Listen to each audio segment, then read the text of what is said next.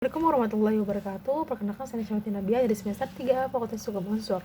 Di sini Nabila akan mereview mata perkuliahan pada pertemuan ke-11, yakni membahas tentang bab 4, yaitu tentang pengulangan tindak pidana atau residif.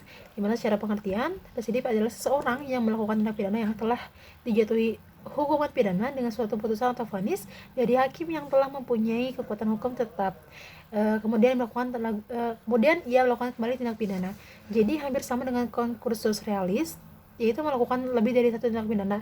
Tapi perbedaannya adalah kalau residif ini telah ada putusan atau vonis. Jadi setelah polanya adalah kalau misalkan concursus ini adalah ia melakukan tindak pidana, baru vonis. Tapi kalau misalkan residif ini adalah tindak pidana, vonis, tindak pidana. Jadi diselingi dulu dengan vonis atau putusan. Jadi residif adalah alasan untuk pemberatan pidana. Jadi wajar kalau orang-orang yang residif itu pidananya berat gitu.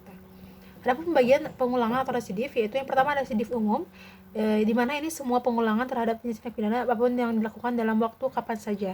Pengulangan merupakan alasan pemberatan, jadi tidak disyaratkan jenis tindak pidana yang dilakukan maupun tenggang waktu pengulangan. Dengan demikian tidak dikenal dengan daluarsa. Jadi residif ini atau jenis umum ini tidak dikenal dalam KUHP. Jadi kalau residif khusus, tidak semua jenis pengulangan merupakan alasan pemberatan. Pemberatan di pidana hanya dikenakan terhadap pengulangan yang dilakukan terhadap jenis tindak pidana tertentu. Jenis residif inilah yang dikenal KUHP. Kalau residif menurut KUHP ini adalah pengulangan. Residif tidak diatur secara umum dalam buku 1 KUHP tentang ketentuan umum, tapi secara khusus untuk tindak pidana tertentu diatur dalam buku 2 dan buku 3 KUHP.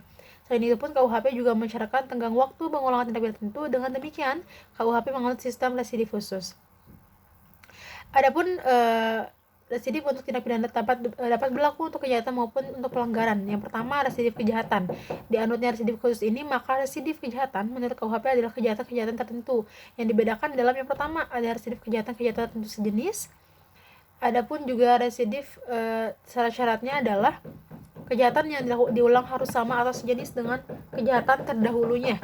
Yang kedua, antara kejahatan yang terdahulu dan kejahatan yang sekarang harus sudah ada keputusan hakim yang berupa pemidanaan yang mempunyai kekuatan hukum yang pasti dan tetap.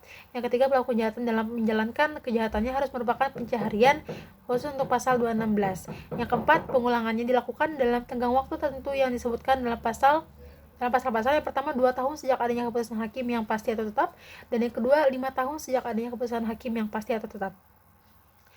Adapun tidak mungkin ada residif apabila keputusan hakim tidak berupa pemidanaan, melainkan hanya pembebasan dari segala tuntutan dan pelepasan dari segala tuntutan.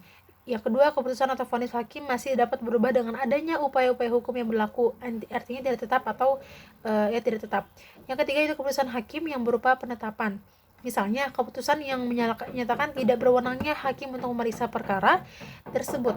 Yang kedua, keputusan tentang tidak diterimanya tuntutan jaksa karena terdakwa tidak melakukan kesalahan. Dan yang ketiga, tidak diterimanya perkara karena penuntutannya daluarsa. Dan adapun pengenaan pemberatan pidana untuk residif kejahatan sejenis ini berbeda. Yang pertama, dapat diberikan pidana tambahan. Yang kedua, pidananya dapat ditambah sepertiga khusus pasal 216. Yang ketiga, pidana dapat ditambah dilipat 2 kali lipat, yaitu untuk pasal 393, yaitu dari 4 bulan 2 minggu menjadi 9 bulan di penjara. Adapun pengenaan pemberatan pidana untuk residif kejahatan yang kedua, residif kejahatan tertentu yang termasuk kelompok jenis hanya diatur dalam 3 pasal, yaitu pasal 486, 487 dan 488 KUHP. Nah, sekian untuk review materi perkuliahan pada pertemuan ke-11 ini. Terima kasih. Wassalamualaikum warahmatullahi wabarakatuh.